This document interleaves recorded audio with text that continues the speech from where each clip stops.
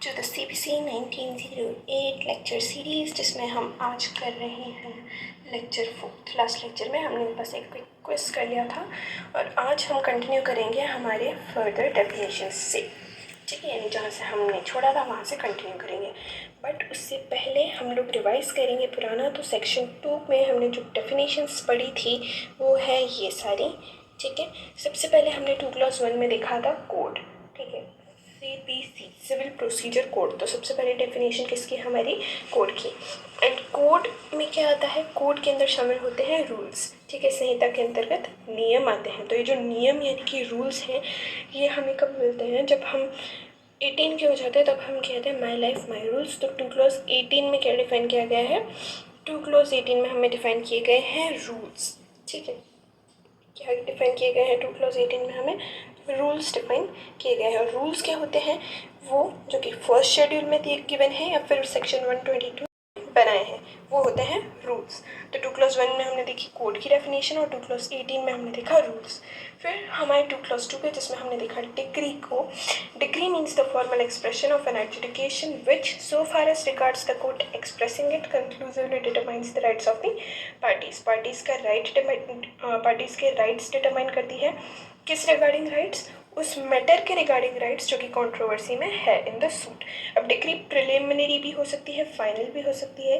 Deemed degree के अंदर rejection of a plaint and determination of any question within section 144 आएगा। जब हम सेक्शन 144 की बात करें हैं तो सेक्शन 144 में बात की जाती है रेस्टिट्यूशन की। लेकिन डिग्री के अंदर क्या नहीं आएगा, an education from which an appeal lies as an appeal from an order और any order of dismissal for default. ठीक है, डिफ़ॉल्ट में डिफ़ॉल्ट के डिसमिसल के लिए दिया गया कोई भी ऑर्डर जो है वो डिग्री में नहीं आएगा।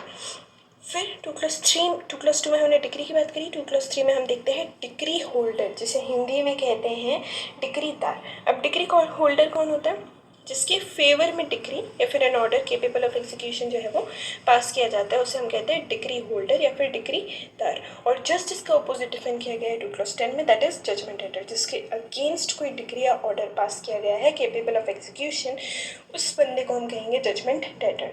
तो एक हो गया हमारे पास में डिग्री होल्डर, एक हो गया जजमेंट डेटर। डिग्री होल्डर कौन, जिसके फेवर में डिग्री पास की गई है या फिर an order capable of execution pass किया गया है। जजमेंट डेटर कौन, जिसके अगेंस्ट डिग्री पास की गई है या फिर again an order capable of execution pass किया गया है। फिर हमने देखा तो 2 क्लास 4 में डिस्ट्रिक्ट को। डिस्ट्रिक्ट की हमने जब डेफिनेशन रीड करी तो हमें पता चला डिस्ट्रिक्ट के अंदर वो लोकल लिमिट्स ऑफ जुरिस्डिक्शन आती है। किसकी लोकल लिमिट्स ऑफ जुरिस्डिक्शन, किसी प्रिंसिपल सिविल कोड के ओरिजिनल जुरिस्डिक्शन की लोकल लिमिट्स ऑफ जुरिस्डिक्शन। साथ ही इसके अंदर एक हाई कोर्ट के ऑर्डिनरी ओरिजिनल सिविल जुरिस्डिक्शन की लिमिट्स भी शामिल है। ठीक है, इतना इंपॉर्टेंट नहीं है। फिर 2 क्लास 5 में हमने देखा फॉरेन कोर्ट, ये फिर भी इंपॉर्टेंट है। फॉरेन कोर्ट्स क्या होते हैं, वो कोर्ट्स जो कि इंडिया के बाहर सिचुएटेड है और सेंट्रल गवर्नमेंट द्वारा ना तो स्टैब्लिश्ड है ना कंटिन्यूड है। ठीक है, सेंट्रल गवर्नमेंट ने ना उन्हें स्टैब्लिश किया है ना ही कंटिन्यू किया है और इंडिया के बाहर स्टैब्लिश्ड है, वो हो जाएंगे हमारे foreign courts as per 2 class 5 of CPC। ठीक है, और फॉरेन कोर्ट के द्वारा दिया गया जजमेंट क्या कहलाएगा, फॉरेन जजमेंट, जिसकी डेफिनेशन हम देखते हैं जस्ट फॉरेन कोर्ट के बाद 2 क्लास 6 में। ठीक है, उसके बाद में हम देखेंगे गवर्नमेंट प्लीडर यानी कि सरकारी प्लीडर की डेफिनेशन हमने देखी थी। गवर्नमेंट प्लीडर कौन होता है, वो ऑफिसर जिसे स्टेट गवर्नमेंट अपॉइंट करती है। किस लिए अपॉइंट करती है, ताकि इस कोड के अंदर गवर्नमेंट प्लीडर पे जितनी भी फंक्शंस इम्पोज किए गए वो उन सभी फंक्शंस को परफॉर्म कर सके। अब अगर हम मान लेते हैं कि गवर्नमेंट प्लीडर ने अपने अंडर किसी और प्लीडर को अपॉइंट किया है, तो वो प्लीडर क्या कहलाएगा, वो भी गवर्नमेंट प्लीडर ही कहलाएगा। ठीक है, यही डेफिनेशन गिवन है कि ऐसा प्लीडर जो गवर्नमेंट प्लीडर के डायरेक्शंस के अंदर काम कर रहा है वो भी क्या कहलाएगा, गवर्नमेंट प्लीडर ही कहलाएगा। और 2 क्लास 7 की इस डेफिनेशन को हम रीड करेंगे अलॉन्ग विद 2 क्लास 15, जिसके अंदर गिवन है प्लीडर की डेफिनेशन। ठीक है, 2 क्लास 15 में क्या गिवन है, प्लीडर की डेफिनेशन गिवन है। ठीक, अब प्लीडर कौन होता है, वकील, attorney of a high court, ठीक है, एडवोकेट, ये सभी प्लीडर के अंदर शामिल है। फिर हम आ जाते हैं 2 क्लास 8 मार्च वुमेंस डे। 8 मार्च को ऐसे ही याद रखने के लिए ऐसे ही हम बना रहे हैं कि ऐसे 8 मार्च को वुमेंस को राइट दिया गया था कि वे जज बन सकती है। ठीक है, तो 2 क्लास 8 में क्या है, जज, ऐसा कुछ हुआ नहीं है, इट्स जस्ट एन एग्जाम्पल कि किस तरीके से हम इसको लर्न कर सकते हैं। ठीक है, तो 2 क्लास 8 में है जज। जज कौन होता है, जजमेंट भी जज ही देगा। देखो जज कौन होता है, सिविल कोर्ट का जो प्रिसाइडिंग ऑफिसर, ठीक है। प्रिसाइडिंग ऑफिसर होता है अधिकारी, पीठासीन अधिकारी, ठीक है। जो प्रिसाइडिंग ऑफिसर होगा सिविल कोर्ट का उसे ही हम क्या कहेंगे, जज कहेंगे। और इसके द्वारा दिया गया निर्णय क्या कहलाएगा, जजमेंट, ठीक है।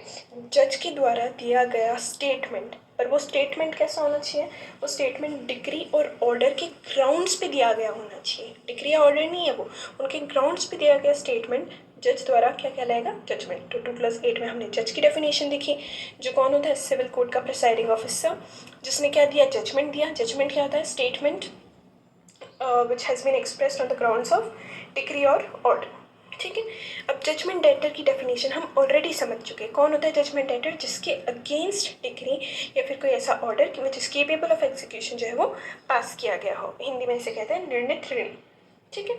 फिर 2+11 में हम देखते हैं लीगल रिप्रेजेंटेटिव को। जनरल सेंस में भी अगर हम बात करते हैं लीगल रिप्रेजेंटेटिव की, तो हम समझते हैं कि किसी डिकीस्ट का जो हायर होता है उसे हम लीगल रिप्रेजेंटेटिव कहते हैं, राइट। यानी कि किसी मृत व्यक्ति के जो लीगल संतान होती है, ऐसा।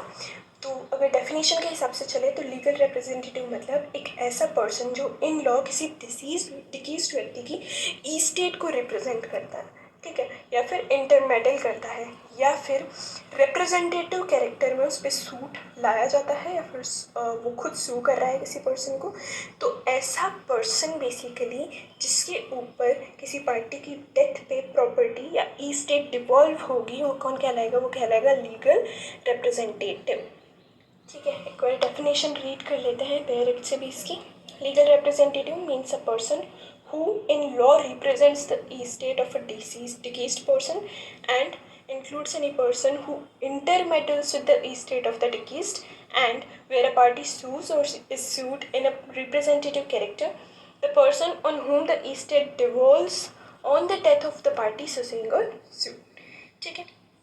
फिर 2+12 में हम बात करते हैं मीन्स प्रॉफिट की। समझने के पर्सपेक्टिव से ये डेफिनेशन काफ़ी इंपॉर्टेंट है, ठीक है। मीन्स प्रॉफिट जैसे हिंदी में कहा जाता है अंतःकालीन लाभ, और यहीं से हमें कंटिन्यू करना था।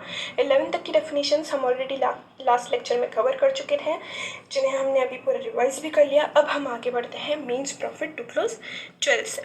तो मीन्स प्रॉफिट जैसे हिंदी में कहा जाता है अंतःकालीन लाभ, ठीक है। अब मीन्स प्रॉफिट क्या है, मीन्स प्रॉफिट में वो सारे प्रॉफिट्स आते हैं जो कि एक पर्सन इन रॉन्गफुल पोजेशन, ठीक है, उस पर्सन का कोई एंटाइटलमेंट नहीं था ओवर द प्रॉपर्टी, वो रॉन्गफुल पोजेशन में था, और रॉन्गफुल पोजेशन में होते हुए उसे जो भी प्रॉफिट्स एक्चुअली रिसीव हुए हैं या फिर ऑर्डिनरी डिलीजेंस से रिसीव हो सकते थे, ठीक है। एक ऐसा पर्सन जो रॉन्गफुल पोजेशन में है किसी प्रॉपर्टी की, और उस प्रॉपर्टी की रॉन्गफुल पोजेशन यानी सदोष कब्जे में रहते हुए उसे जो भी प्रॉफिट्स रिसीव हुए, या ऑर्डिनरी डिलीजेंस को कहते हैं मामूली तत्परता, ठीक है। मामूली अगर वो ध्यान रखता तो भी उसे वो प्रॉफिट्स रिसीव हो जाते, वो सारे प्रॉफिट्स मीन्स प्रॉफिट के अंदर आते हैं, और इन प्रॉफिट पे लगता है टुगेदर विद इंटरेस्ट, ठीक है। तो वो सारे प्रॉफिट्स जो रॉन्गफुल पोजेशन वाले व्यक्ति को मिले हैं विद इंटरेस्ट, वो मीन्स प्रॉफिट में आते हैं। ये रॉन्गफुल पोजेशन वाला व्यक्ति रियल ओनर को देता है, ठीक है। लेकिन इसके अंदर कुछ सर्टेन टाइप ऑफ प्रॉफिट्स नहीं आते। अब वो कौन से प्रॉफिट्स होते हैं, वो प्रॉफिट्स हैं जो कि पर्सन इन रॉन्गफुल पोजेशन ने इम्प्रूवमेंट्स के थ्रू कमाए, ठीक है। अगर कोई भी खर्चा वो कर रहा है इम्प्रूवमेंट में, ठीक है, कोई भी प्रॉफिट उसको हुआ और उस प्रॉफिट का खर्चा उसने करा उस पजेस्ड प्रॉपर्टी के इम्प्रूवमेंट पे, तो वो जो प्रॉफिट है वो इसके अंदर शामिल नहीं होगा, ठीक है। वो अंतःकालीन लाभ या मीन्स प्रॉफिट में नहीं आएगा, उस पर न तो कोई इंटरेस्ट लगेगा, न वो प्रॉफिट उसे उस रियल ओनर को या फिर प्लेंटिफ को देना पड़ेगा, ठीक है। तो इसके अंदर कौन से प्रॉफिट्स नहीं आते, वो प्रॉफिट्स जो कि इम्प्रूवमेंट की वजह से आए हैं वो मीन्स प्रॉफिट में नहीं आते। कौन से आते हैं, जो कि पर्सन इन रॉन्गफुल पोजेशन जो है वो एक्चुअली रिसीव कर चुका है या फिर ऑर्डिनरी डिलीजेंस के साथ में कर सकता था टुगेदर विद इंटरेस्ट। तो दिस इज मीन्स प्रॉफिट, जो कि एक इम्पॉर्टेंट डेफिनेशन है, ठीक है। Means profit of property means those profits which the person in wrongful possession of such property actually received or might with ordinary diligence have received therefrom together with interest के साथ on such profit उस profit पे, but shall not include, इसमें क्या नहीं आएगा, profits due to improvements made by the person in wrongful possession, ठीक है। उसके बाद में हम आते हैं 2+13 पे, जिसमें हमें गिवन है मूवेबल प्रॉपर्टी की डेफिनेशन। तो मूवेबल प्रॉपर्टी या जंगम संपत्ति के अंतर्गत उगती फसलें आती है, बस ये सिंपल सी डेफिनेशन गिवन है कि movable property includes growing crops. 2 class 14 में हम देखते हैं ऑर्डर। अच्छा, अब हम ऑर्डर का जो है एड्रेस कैसे याद रखेंगे। 14 ईयर्स का के लिए आदेश दिया गया था वनवास में जाने के लिए राम जी को, ठीक है। तो 14 में क्या दिया गया, आदेश दिया गया 14 साल का, ठीक है। तो 2 क्लास 14 में क्या है, ऑर्डर, आदेश। अब ऑर्डर होता क्या है, फॉर्मल एक्सप्रेशन, ठीक है। किस चीज़ का फॉर्मल एक्सप्रेशन, सिविल कोर्ट के डिसीजन का फॉर्मल एक्सप्रेशन जो कि डिक्री नहीं है, ठीक है। एक ऐसा फॉर्मल एक्सप्रेशन जो किसी सिविल कोर्ट के डिसीजन का फॉर्मल एक्सप्रेशन है लेकिन वो डिक्री नहीं है, वो क्या कहलाता है, ऑर्डर यानी कि आदेश कहलाता है, ठीक है। तो ऑर्डर की डेफिनेशन क्या हो जाएगी हमारे पास में, means the formal expression of any decision of a civil court which is not a decree, ठीक है। 2 क्लास 15 में प्लीडर के बारे में हमने ऑलरेडी बात कर ही ली थी कि प्लीडर के अंदर कौन कौन शामिल होता है, एडवोकेट, वकील, अटर्नी ऑफ हाई कोर्ट, और ये ऐसे पर्सन होते हैं जो कि एंटाइटल्ड हैं to appear and plead for another in court, ठीक, यानी कि दूसरे के बिहाफ पे कोर्ट में अपीयर भी हो सकते हैं, उनके बिहाफ पे प्लीड भी कर सकते हैं, और वो पीपल कौन कहलाते हैं, प्लीडर। 2 क्लास 15, ठीक है। फिर इसके साथ में हमने 2 क्लास 7 में गवर्नमेंट प्लीडर पढ़ा था, अपॉइंटेड बाय स्टेट गवर्नमेंट, ठीक है, to perform all the functions imposed on such officer in the provisions of the school, ठीक है। फिर 2 क्लास 16 में हम देखते हैं प्रिस्क्राइब्ड। प्रिस्क्राइब्ड हिंदी में बोले तो विहित, बहुत ही सिंपल सी डेफिनेशन। प्रिस्क्राइब्ड मतलब प्रिस्क्राइब्ड बाय रूल्स। रूल्स कहाँ पर गिवन है, 2 क्लास 18 में। रूल्स मतलब जो कि content in the first schedule या फिर बनाए गए हैं अंडर सेक्शन 122 और सेक्शन 125। सेक्शन 122 और सेक्शन 125 में हाई कोर्ट की पावर गिवन है टू मेक रूल्स, ठीक है। तो यहाँ तक हमने पढ़ लिया 2 क्लास 18 तक, ठीक है, रूल्स तक हमने कवर कर लिया। अब हम आते हैं शेयर इन अ कॉर्पोरेशन, ठीक है। ये हमारी सेकंड लास्ट डेफिनेशन है ऑफ द सेक्शन 2 जो डेफिनेशन क्लॉज है, ठीक है।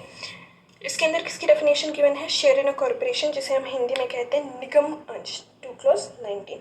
तो शेयर इन अ कॉर्पोरेशन या निगम अंश के अंदर क्या क्या शामिल है, stock, debenture stock, bond, debenture bonds, ठीक है। फर्दर हमें इसके अंदर घुसने की ज़रूरत नहीं है, हमें बस इतना ध्यान रखना है कि शेयर इन अ कॉर्पोरेशन या निगम अंश में स्टॉक आता है, डिबेंचर स्टॉक आता है, डिबेंचर्स आते हैं, बॉन्ड्स आते हैं, बस। वो क्या होते हैं वो हम जब ज़रूरत पड़ेगी तब समझ लेंगे, अभी हमें बस इतना ध्यान रखना है, ठीक है। तो लास्ट डेफिनेशन जो है हमारे पूरे इस CPC 1908 के सेक्शन 2 की, टोटल 20 डेफिनेशन है, 19 हम कवर कर चुके हैं। 19 में हमने शेयर इन अ कॉर्पोरेशन देखा, और अब हम आते हैं लास्ट डेफिनेशन 20th पे। तो 20th डेफिनेशन गिवन है साइंड, ठीक है, किसकी, साइंड यानी कि हस्ताक्षरित की।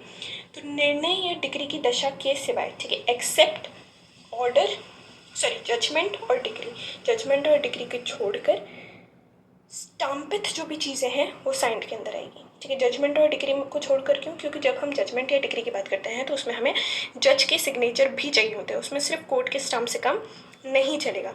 तो साइंड के अंदर जजमेंट और डिग्री के सिवाय स्टैम्प्ड चीज़ें आती हैं, या फिर signed save in the case of a judgment और degree includes stamped, that's it.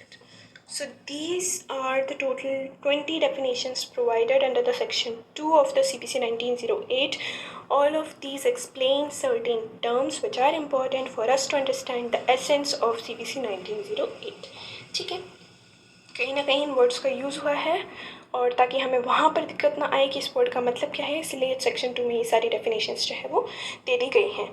तो चाहे तो आप स्क्रीनशॉट ले सकते हैं, चाहे तो नोटबुक में लिख सकते हैं कि ये 20 जो है हमारी डेफिनेशंस हैं जिन्हें हमें पूरा याद करना है। अगर इनमें सबसे इम्पॉर्टेंट की बात करें तो देखो, सबसे इम्पॉर्टेंट, वैसे इम्पॉर्टेंट तो सारी है, फिर भी एक का जो आप छोड़ सकते हैं वो है डिस्ट्रिक्ट की डेफिनेशन, ठीक है। उसके अलावा ये हाई कोर्ट और इंडिया की, हाई कोर्ट में बस इतना समझ लेना है कि 2 क्लास 7A मैंने अभी आपको बताया नहीं डिवाइस में, तो 27A में हाई कोर्ट की डेफिनेशन है जिसमें बताया गया है कि अंडमान निकोबार आइलैंड की पर्सपेक्टिव की जब हम बात करते हैं तो उनके रिलेशन में हाई कोर्ट ऑफ कैलकटा जो है वहाँ पे आती है। तो अंडमान एंड निकोबार आइलैंड की जब हम बात करें तो उनके रिलेशन में कौन सी हाई कोर्ट आएगी, हाई कोर्ट इन कैलकटा, ये हमें हाई कोर्ट के अंदर बताया है। इंडिया के अंदर हमें बस ये बताया, ऐसा कुछ बताया गया था कि जम्मू एंड कश्मीर जो है वो इंडिया का पार्ट नहीं है, बट क्योंकि अब JNK रीऑर्गेनाइजेशन एक्ट 2019 आ चुका है तो ये चीज़ हट चुकी है। JNK भी अब जो है इंडिया का पार्ट कहलाता है, ठीक है। तो 27A में हाई कोर्ट डिफाइंड है, 27B में इंडिया डिफाइंड है। चाहे तो सिर्फ इनके एड्रेस याद रख लें हम, 7A के तो फिर भी हम समझ जाएंगे, इसका हम सिर्फ एड्रेस याद रख सकते हैं एग्जाम परस्पेक्टिव से, अदरवाइज ये भी इंपॉर्टेंट नहीं है। इसका भी हम सिर्फ एड्रेस याद रख सकते हैं डिस्ट्रिक्ट का, ठीक है। और अगर इसमें कोई कम इम्पोर्टेंट डेफिनेशन है, प्रिस्क्राइब बहुत इजीली हमें याद होगी, इसके हमें याद रखने की ज़रूरत पड़ ही नहीं रही है, याद हो चुकी है। शेयर इन कॉर्पोरेशन हमें याद हो चुका है। लीगल रिप्रेजेंटेटिव फिर भी एक बार को रीड कर सकते हैं बस, ठीक है, क्योंकि ये भी रीड करने से याद हो जाएगी। तो ये है हमारी सारी डेफिनेशन, सारी ही इंपॉर्टेंट है वैसे तो। अगर कोई समझ नहीं आ रही तो उससे भी एटलीस्ट रीड तो कर ही लेनी है, या फिर हमें समझने की कोशिश करनी है। तो done done done done, all the definitions are done. अगली बार नेक्स्ट लेक्चर में हम लोग इनका रिविज़न, या तो पहले रिविज़न कर लेंगे और फिर आगे सेक्शन 3 से कंटिन्यू कर लेंगे, या फिर डायरेक्ट सेक्शन 3 से कंटिन्यू कर लेंगे, और बीच बीच में रिविज़न जो है हम करते रहेंगे। वैसे तो डायरेक्ट सेक्शन 3 से कंटिन्यू कर लेंगे ताकि हमें कोई इशू ना आए। तो पूरा हमारा सेक्शन 2 जो है यहाँ पर कंप्लीट हो चुका है। नेक्स्ट लेक्चर तक इन्हें रिवाइज करिए, और नेक्स्ट लेक्चर में हम आगे के सेक्शन 3 से कंटिन्यू करेंगे CPC को। Thanks for watching.